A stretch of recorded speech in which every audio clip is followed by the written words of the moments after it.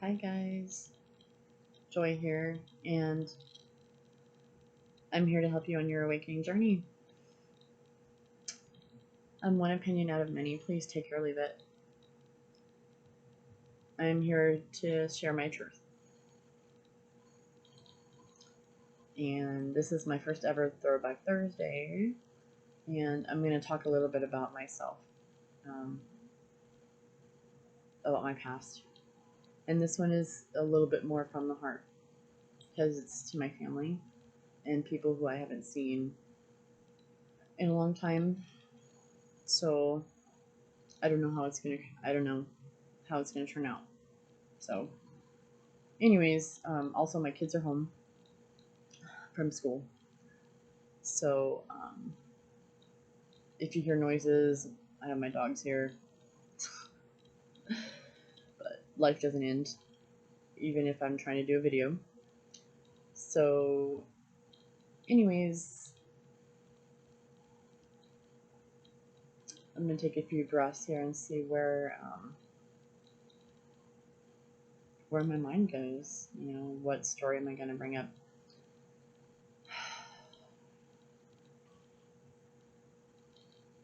One second. Sorry. See. Mom question one. Okay. So, anyways, one thing I do want to say before I get started, I do have a website on. I do one-on-one coaching. I do chakra clearings. I do anything pretty much as far as energy healing, things like that. My website is joyclabornhc.store. I'm also on Patreon, PayPal, Instagram, Facebook, BitChute, you name it. So anyways, let's get started.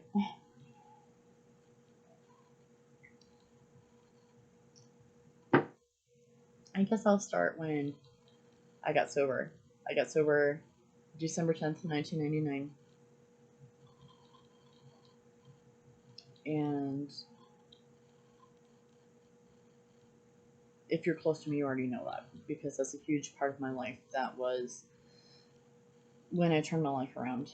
I stopped sticking needles in my arm. I stopped selling my body and my soul.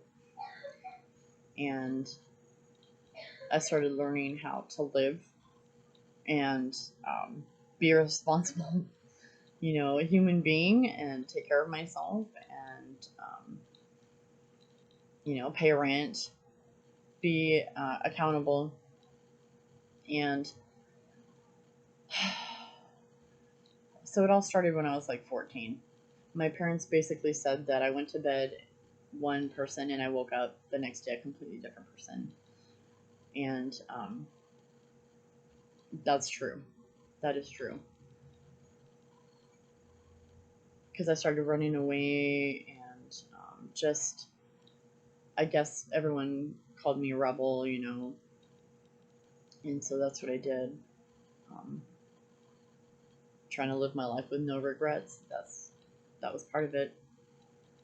But in the meantime, I had a daughter when I was 15. And up to that point, I had been living with my parents, but being a runaway, I ended up getting pregnant. I came home. My parents took care of me, and they told me that they would take care of me. They supported my decision, whatever decision I made. So I decided to keep her, obviously, because I really didn't believe in. I don't believe in abortion unless it's like for medical purposes, or incest and things like that. I mean, I just, no offense, and of course I have no offense to anyone who's had them. I don't judge. I'm not here to judge anybody. So anyways, I went through this pregnancy, staying with my mom and dad, being a runaway. While I was pregnant, I lived in Compton. Yeah, it was very interesting. I lived in Compton and literally I wasn't allowed to wear, like, I had a flannel shirt with a tiny bit of red, like this tiny piece of red, and literally was not allowed to wear it down the street. So it was very interesting and scary, to say the least, to live in Compton at that time. This was in 1992, 1993.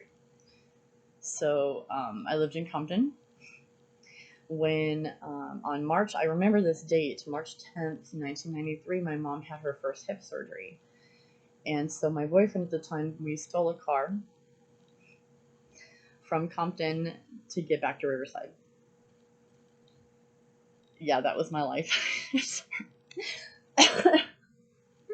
So anyways, we got back and I was there to take care of my mom and help out. And we went back to my mom's house, and I ended up breaking up with that boyfriend and getting with my now husband, who was my boyfriend back then when I was 15. And so I had my daughter. I had my daughter Kaiser on July 8th, 1993. And I believe it was 12:41 p.m. And I didn't have an epidural. I didn't have any pain meds. I didn't have anything, and I was just fine. It was perfect. Not a lot of pain. My body handled it perfectly. And she was healthy and beautiful, and I fell in love with her, immediately. So this is where it gets kind of interesting, because it wasn't until my dad died that I started putting the pieces together. Like, my memories started to come up, trauma started to come up. So now looking back, I realized that unfortunately I trusted my parents. And see, what I wanted from my parents was for them to support me while I raised my daughter. But what they did was they took her from me and they forced me to sign over my rights to her for them to take care of her. And that's not what I wanted. That is not what my intention was. My intention was to raise her my own, but to have them help me. Unfortunately, I can't change that, but it messed me up. It messed me up, and I ran deeper into my addiction, and I stayed gone all the time, but it's because of that pain that I stayed gone. It wasn't anyone's fault, except I do hold my parents responsible for that. 100% they were responsible for that. And I wish I would have had a little bit more, like, I couldn't stand up to them. They always told me what to do. They were ashamed of me. Like, they shamed me for shaving my head, for being different, for wanting to stand out. But what people didn't realize is that I was a runaway. I was doing drugs. I was with boys. I was doing all of that, all BPD stuff, because I had trauma. I had trauma. I had been hurt. I had been touched. When I lost my virginity, I didn't have a hymen.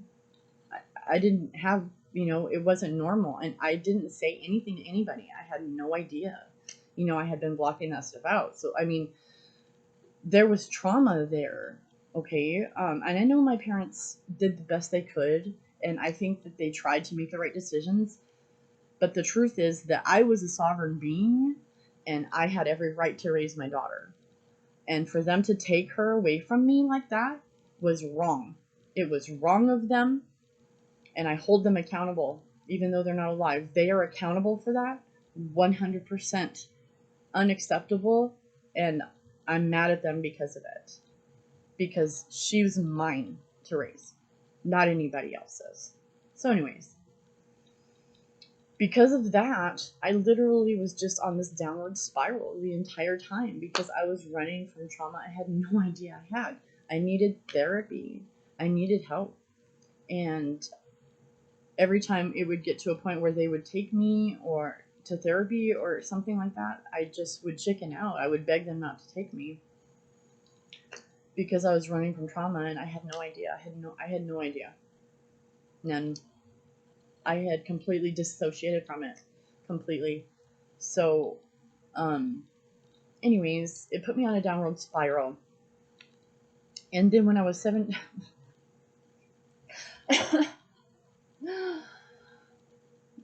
Here we go. You guys ready? I literally got, stuck in Long Beach. I was a runaway.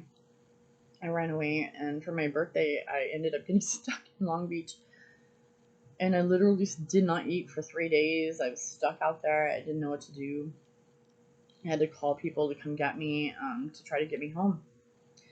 And so they came and got me from Long Beach and took me to their house there in Long Beach. And I stayed the night there for, you know, and I ate a sandwich and stuff and took a shower. And I got a ride home. They got me a ride home. But unfortunately, the guy that took me home raped me on the way home. So, give me a second. Thanks for your patience. But yeah, I don't know how I'm going to react. But this is why I didn't wear makeup. Because it's too much. It's too much. But that guy, I just was trying to sleep in the van because it was in the middle of the night. And he literally is the reason why I never wore leggings again. I just stopped wearing leggings after that. And I didn't really realize it until, I didn't buy leggings again until here, like, the last year. This past year. And I'm 44 now, so, yeah, thanks, dude, for making me never want to wear leggings again because he literally just ripped them open. So, that happened. And I couldn't even tell my parents. You know, I had nobody to tell. I didn't report it or anything. I had been touched before too. So anyways, that happened. Yeah, the last time I had been touched, it was just some random dude walking on the street, and the only reason he stopped is because I was on my period. And I walked home, but I had broke the front door. My parents had this door that was glass front door, and I broke it because I had so much trauma. I was always angry, but I didn't know why I was angry. I just knew I was angry, and I took it out on my parents. Excuse me. So anyways, I didn't take it out on my daughter, but I took it out on my parents. I just was never around her, unfortunately. I felt like she deserved a better parent because I was fucked up. I was fucked up.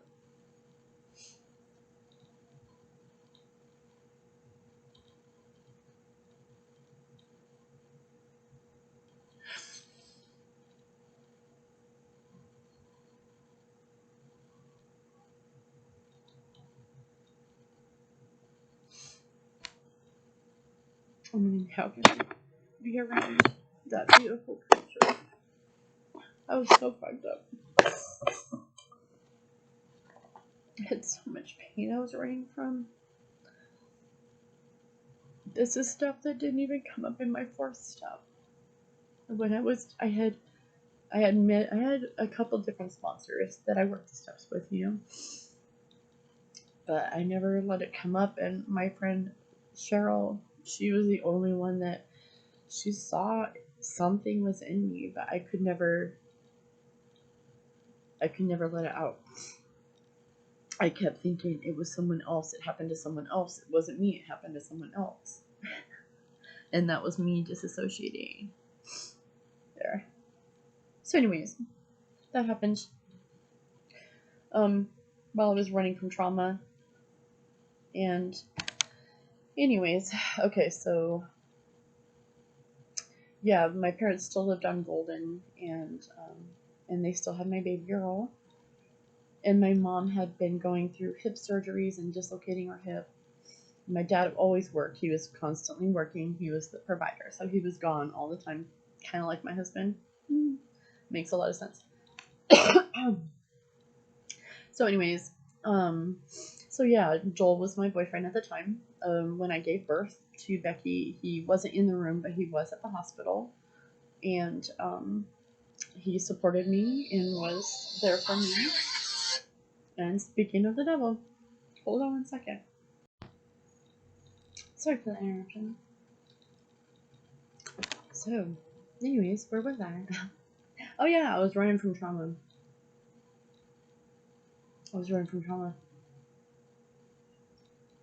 So, after that, a while after that, I ended up getting into an abusive relationship. And his name was Donnie Ray. And he used to beat the shit out of me. I was literally afraid he was going to kill me. And that relationship got me really sick. He made me smoke some meth that he was given, and it wasn't right. It was messed up, and it made me very sick. I basically had chemical pneumonia in both lungs, and it probably messed up my lungs permanently, which is why I have trouble wearing a face mask, because I can't. I just can't. It makes me feel like I'm suffocating to cover my nose and mouth. So that doesn't work for me. I ended up in the hospital. I was literally so sick with pneumonia. They gave me 2 shots, one on each hip, and they shot me in the vein with penicillin. Gave me 2 breathing treatments. I'm surprised they didn't keep me, but unfortunately they let me go. So I went back to the motel. I lived in motels because I was always on the street. And that person I was with, I was doing a lot of shoplifting and returning the clothes to get money, which we did, and I made amends to that. I actually made amends for that to the store and stuff. It was interesting. I'll have to go into that sometime. But so this relationship ended up ending in Phoenix, Arizona.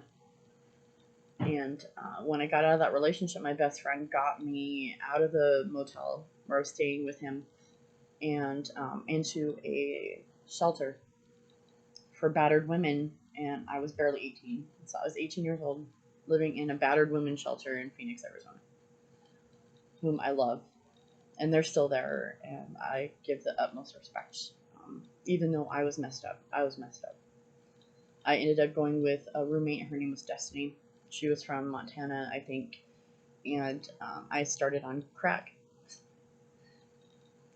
And I ended up breaking curfew, and I got kicked out of there. So I ended up staying at a trick's house.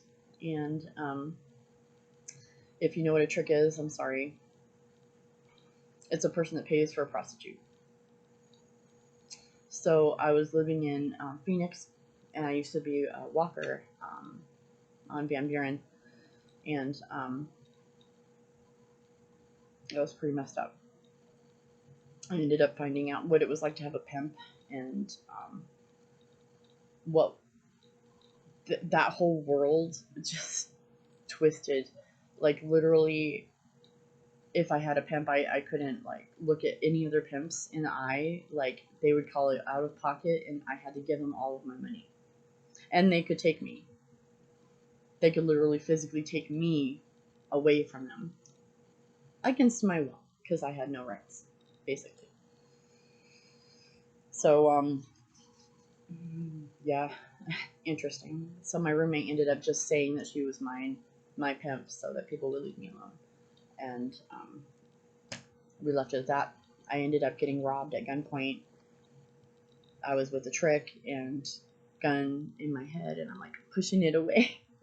Like, I was fearless though. Like, I had this knowing inside that I wasn't gonna die. Like, no matter what I went through, no matter how extreme it was, I wasn't gonna die. I just knew that. For some reason, like, I knew that I was gonna be here. I knew I was here for a reason.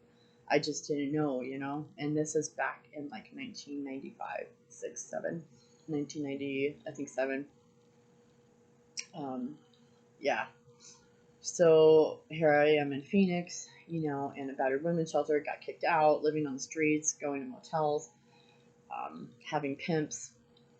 I don't know.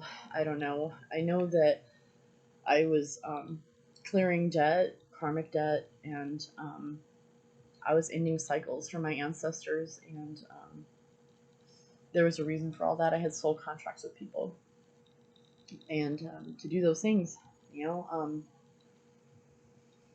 So, anyways, I ended up getting raped again by our own military. They're freaking U.S. Army military. Right there. That's what I think of you guys. For doing that to me. It was horrible. I was screaming the whole time. they're just like, chill out. I'm like, how am I supposed to chill the fuck out? How am I supposed to chill out? The fuck is wrong with you? I forgive you, but I hope you fucking suffered. Anyways, that was to them. So, moving along. And then my roommate was pissed at me. You know? So more shame, more guilt, because obviously I'm the bad person. I'm the bad guy. I deserve it, right? No, I did not. I did not deserve that.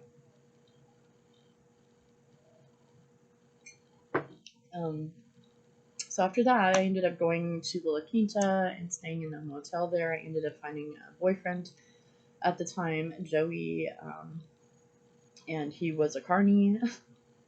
He was working at the fair, and we happened to be staying at the hotel, so we partied together, and he ended up being my boyfriend for a while. Took me out of Phoenix. It took me home to California, and we ended up going. We were originally going to go back to Boston. So we ended up going on the road. We stopped in South Dakota, saw my sister for a while because my sister just had another baby, Jonathan. We stopped there, saw everybody, and then I split again. We ended up getting as far east as Toledo, Ohio, and decided to get out at a bus, or not bus stop, but a truck stop, and started hitchhiking.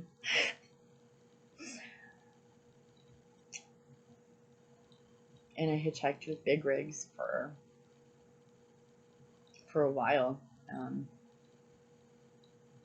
That was interesting. Okay, I went all over zigzagging the United States.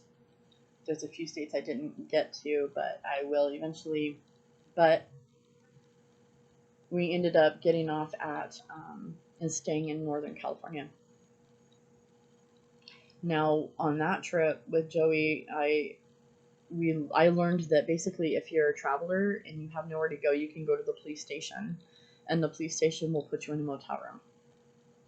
So if you're ever homeless or you need help and you're in a state that you don't live in, that you're not from, go to the police station, and they have funds available to help.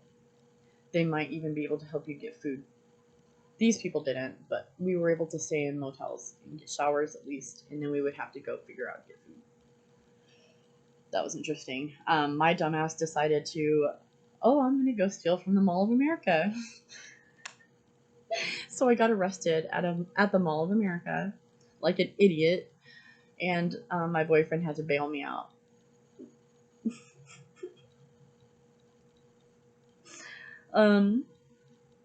Yeah, not too smart though. Like they don't have top-notch security, you know. Oh my god. So anyways, it was crazy. But we get back to Northern California, and the truck driver that we had been with basically left, and we were left with the clothes on our back. We had nothing. We literally, my jacket, my purse, I left everything in that truck because I trusted the dude would come right back because he had gotten us all the way from freaking Texas.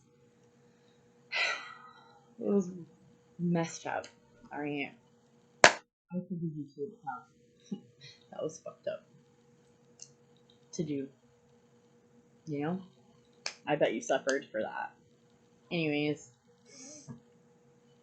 I stayed in Northern California for a while. We stayed, that's when I was manifesting rides. Every single guy or lady that picked us up had a Bible on the dash. Every single one of them. And we got rides, and this lady ended up picking us up. And it was a lady and an elderly lady and gentleman. And later found out that the gentleman was a retired police officer.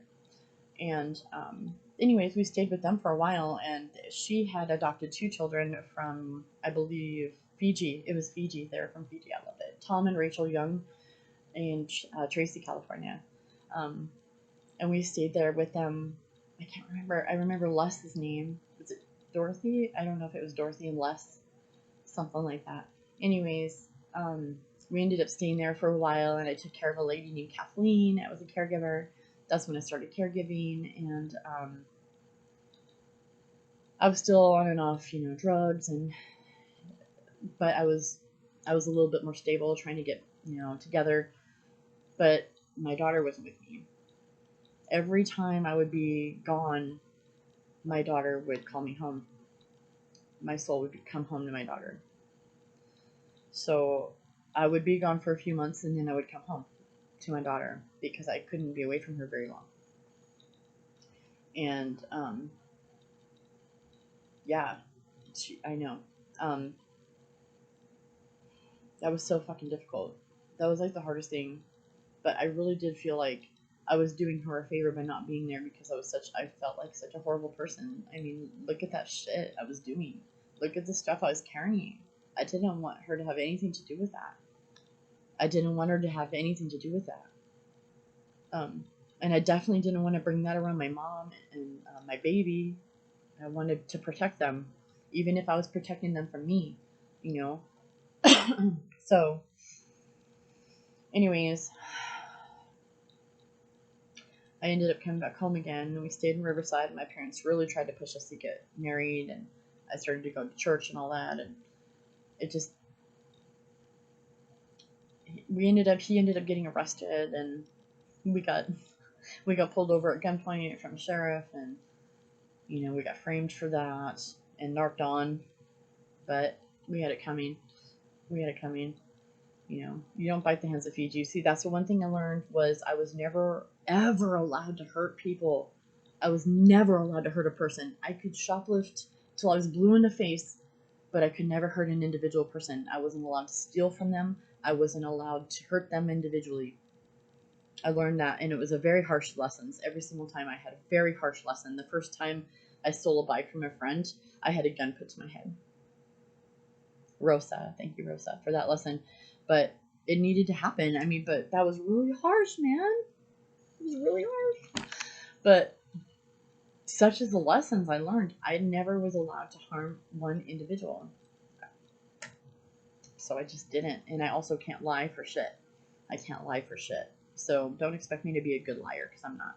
I can't lie about anything. I suck at it, So, anyways, after Joey, I mean, I really just try to stay around Becky and to be somewhat of a decent parent. So, anyways, Joey ended up going to jail, and I was by his side and supported him. And that particular relationship taught me honesty. So I was able to be honest with him 100% about everything. So when I found a new boyfriend, I was like, I found a new boyfriend, and I went to the jail and I said, I found a boyfriend. I'm gonna, I broke up with him to his face, because that's what I taught. I mean, that's what I learned. So.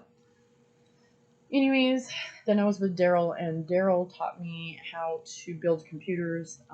I learned how to run Windows 95 and do installations. He taught me a lot of good stuff, and he taught me how to type and how to do messages, how to fill out for a resume, how to type. He got me my first office job, or helped me get my first office job, because he didn't do it. I did the interview by myself, So I got myself that job. But yeah, I mean, he taught me a lot. And so while I was with Daryl, I was obviously with her a lot. I was staying at home. On the weekends, I would stay at his house, and during the week, I would stay at my mom and dad's house. And I was sleeping on the floor, I was really trying hard to stay sober, but I was still not dealing with that damn trauma that I didn't even know I had. So of course, that fell apart. I ended up doing meth again and lying, and ended up, cheating on him. Actually, I didn't really cheat on him. He broke up with me because I lied about my money. I was saving money. I had been putting like $100 away, and it was at his house. And so I came and got my money, and he was like, "What's it for?" I said I was loaning it to my parents, but he found out I was lying. So he broke up with me, and I went boom, like a dead weight, just boom, into my addiction. Big time using needles, although I used needles with my boyfriend Joey for the first time at the Palace Station in Las Vegas was the first place. And I'll never forget. But I remember that first hit, I saw shadow people. And the shadow people that I saw, it was kind of like operators. They were operating like at control panels. I just didn't realize it. Now this is me looking back because I've had my awakening. I understand things a little differently now. I don't really want to get into that much, but that happened. Okay, so Daryl broke up with me with Angelo. Angelo was the quickest way to hell in a handbasket, and so that's what I did. And I know 1999 rolled around, and I got arrested 3 times that year. 3 times. I'm a life path 9, so 1999 was the year for me to just. That was the year that of endings. I ended a lot of stuff that year, and excuse me, I'm clearing. I'm constantly clearing too. Clearing energy if you're new to me. Anyways, hanging in there. I know it's a lot. It's a lot. I'm just barely touching on the tip of the iceberg, you know. But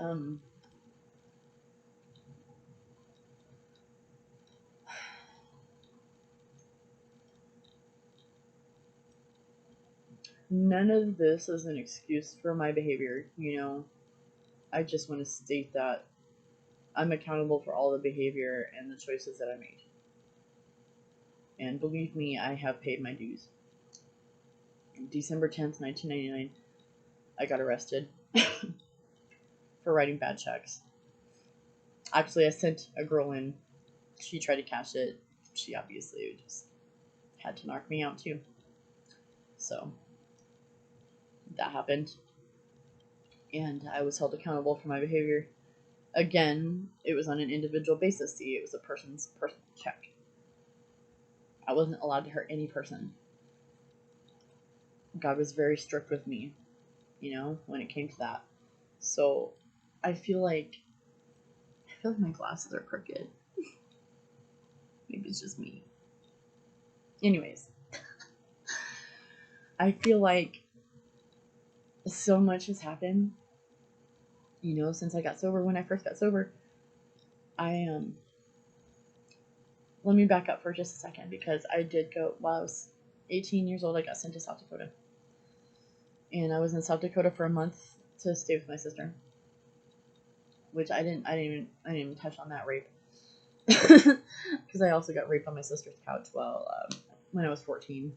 I didn't even talk about that one, because that was before I got pregnant, you know. That sucked. But I was glad that I had already lost my virginity willingly to someone else.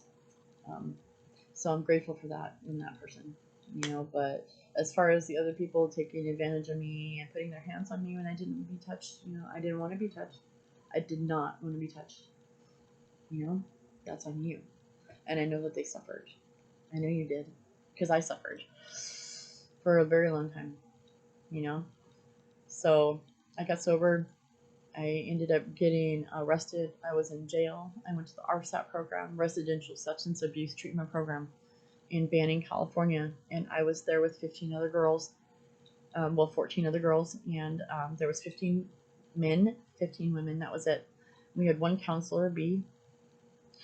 And B. Martinez. I remember you. I remember my booking number, 9931025. That was my booking number. I'll never forget it, because I don't want to ever go back there again. That was it for me. And that was my last straw. That was the judges basically looking at me like, why are you still here? Why are you still here? But I begged the judge to give me rehab, but they did not want to let me out. So they put me and sentenced me to a year in county so that I could do the program. And then I got transferred to Banning, and I kept writing notes to the counselor every day, and they gave them to her. Every single day I wrote her. And I got in. And I did that program. And it was basically from 5 a.m. to 7 at night, Monday through Friday, and then on the weekends, we still had to do meetings, and we did an NA meeting every single day. And I got my GED while I was there, and I tried to turn my life around. My baby came to see me while I was there. It was awesome. I was starting to turn my life around. It wasn't awesome that I was in jail, but it's awesome that I was turning my life around. And I needed to change. I needed that. I needed that time. I needed that time away from everybody and everything so that God could work on me and my guides could work on me. The entire time I've been living by my wits and trusting my guidance and my intuition. You know, it's been very difficult. So after I got sober, I ended up going to a place called Crossroads. It was a rehab. I was too scared to go home after I got out. Obviously, I didn't want to go back. I didn't want to use again. Because I had been trying to stay sober and I just couldn't. I couldn't do it by myself. I knew I couldn't do it by myself, I needed treatment. And I knew that. So I ended up in Crossroads after I got out of jail. And the counselor there ended up sexually assaulting me. And then I got blamed for that too. It was a religious place called Crossroads, and it was in Hemet. And I'm pretty sure they got shut down because nobody really got away with hurting me. I know that. I just do. But anyways, I got sexually assaulted there, so I ended up leaving. That's why I left. In case people don't know why I left Crossroads, it's because I was sexually assaulted by a pastor, Rene Rosas. You know who you are. And when I told the pastors about him, and it got back to his wife, everyone just blamed me for it. Like I was literally just trying to live my best life, sitting on the couch listening to music and trying to stay sober, and I was very vulnerable. And he literally came out with his shorts sagging and this junk hanging out, and all I could do is see it, and I didn't want to say nothing. It was fucking embarrassing. That's sexual assault. And then he came out and all over the place, and that's disgusting. And if you don't know what I'm talking about, I'm not going to say it. I got blamed for that. That's all me, right? No. That's all him. It's all you, buddy. Anyways. So I left there because Orla came and saved my life. I don't even think I told her that. I don't even think I told her that that's what happened. I don't remember if I told her or not. If you're watching, Orla, tell me if I told you. I honestly don't know, because I don't think I did. She picked me up, went to Corona. I ended up getting a boyfriend that fucking raped me there too. Thanks, Jimmy, for fucking raping me. I fucking screamed no the entire time and tried to get away from you, and you still didn't. You're such a good person. So anyways, that happened. And then I realized that it was going to continue to happen until I decided that it wasn't going to happen ever again. And I made that choice. So later on, I got another boyfriend, Curtis, and I ended up marrying him in South Dakota later. But I went with a different type of person because obviously my guy picker was broken. I kept picking stupid idiots. And thinking maybe I needed to be punished, But it wasn't me. There was nothing wrong with me. There's nothing wrong with me. There was never anything wrong with me. That was all other people. And my parents shame and guilted me my entire life, and it's fucking disgusting. Fucking disgusting. you know? So, anyways, I'm a cycle breaker in my family. I refuse to continue cycles. I'm here to break shit. So, anyways, I got with Curtis. I was with him. He was a nice guy, but he wasn't as nice as I thought. He stopped taking care of himself. He was isolating and all of that. So I had to just let him go. And I ended up getting back with Joel, who I was with originally when I was 15, when I was pregnant and delivered my baby, my first one. Ended up getting pregnant at 36 and 37, having 2 more babies, 20 years apart from my first one. You know, God gave us a second chance, both of us, really, to just try to set things straight and break cycles and not do what our parents did, do something completely different, you know. And my oldest, it sucks because I was never allowed to be honest with her. Like, okay, it wasn't her I wasn't allowed to be honest with. I could not be 100% honest with my parents.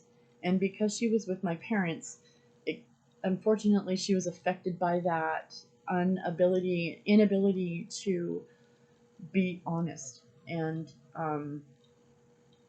so later, after Joel got here, and honestly, I had been there for everything. From the time I got to South Dakota, I was there for every single graduation, every parent day, everything that I could possibly go to, the plays, the dance, whatever. I mean, whatever she wanted me to be there for, I was there. I was there. I was there for the graduations. I tried not to miss anything because of work. You know, I really felt like I did the best that I could. I know that with what I had, you know, knowing now, it's a little different because I understand that I wasn't able to be honest with her because she was, first of all, she wasn't old enough. And then when she was old enough, she was still with my parents, and I wasn't able to be honest with her, you know. So it sucked. It sucked, you know. I started smoking marijuana again in 2012, and the reason for that, there is a reason for that, to be honest with you. And the main reason for that is mental health and physical health. Because first of all, I was on a whole bunch of pills and all this stuff. They had me pre-diabetic. They had me on metformin. They had me on like 5 different psych meds. They had me on a CPAP machine. They had me. I had carpal tunnel surgery done on both hands. I had my appendix out. I've had my gallbladder out. I had many cysts removed from my ovaries because I had PCOS, insulin resistance, you name it. I had all these ailments, okay? And I had been playing the medical game for many years, in fact, my entire life. So when I started smoking, all that stuff was gone. Like I didn't need pills at all, you know? Unfortunately, everybody, as far as community, socially, having marijuana be socially acceptable, we're still working on it. We're getting there, but it's something that people need to understand that it was manipulated, because people are able to smoke every single day, hold jobs, do everything, pay bills, do everything that they're supposed to within reason. Although you can get addicted to it, you can use it as an escape, as with everything. Seriously, spending money, isolating, reading, watching TV, that's all distracting. Sex, it's all distracting. Alcohol, distracting. Drugs, distracting. So they have a lot of names for trauma distracting, like BPD, and what was the other one? Historic personality disorder too. That is naming trauma response. It's trauma response. Men seeking is trauma response. It's true. So what I'm trying to get at here is that simply we're all just trying to do our best, you know. We all have ideals, we all have expectations on how things are supposed to be, but the truth is that people are just doing the best that they can. My parents did the best that they could.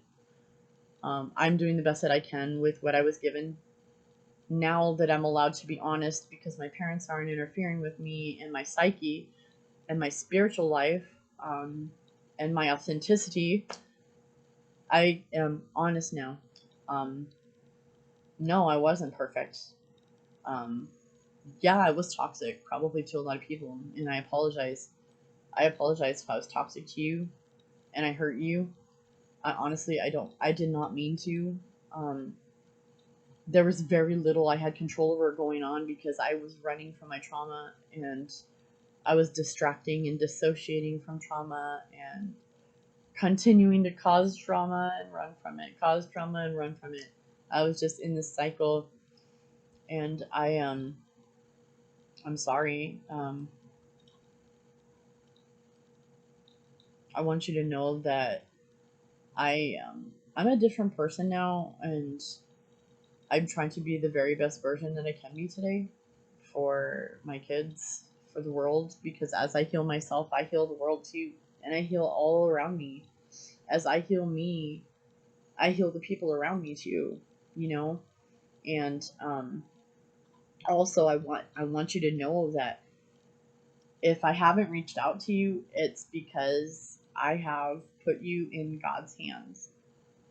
And I trust God and the universe with you completely.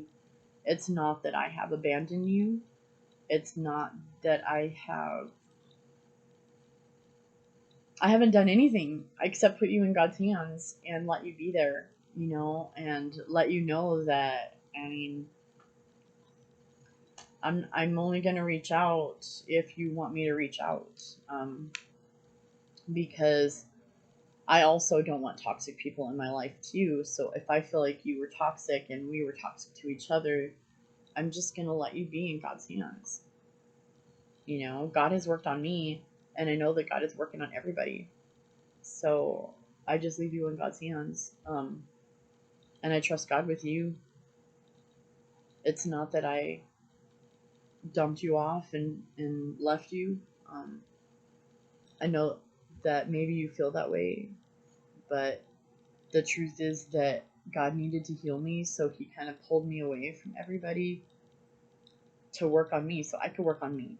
I needed to work on me so that I could be the best version of myself, because I never have been before, and I am now.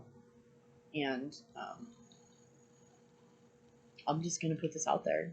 If it resonated with you, great. My soul and my heart is in this. My intention to help people with my story. I'm not here to get attention. I don't really care for attention. I just want to be authentic, and hopefully someone will hear my story and relate to it in some way. And that way I can bring forth some healing for you, because that's all I care about is helping and being of service. And yeah, I love you. Thank you. If you're still watching, thank you. I love you. You're my family, and the best is yet to be.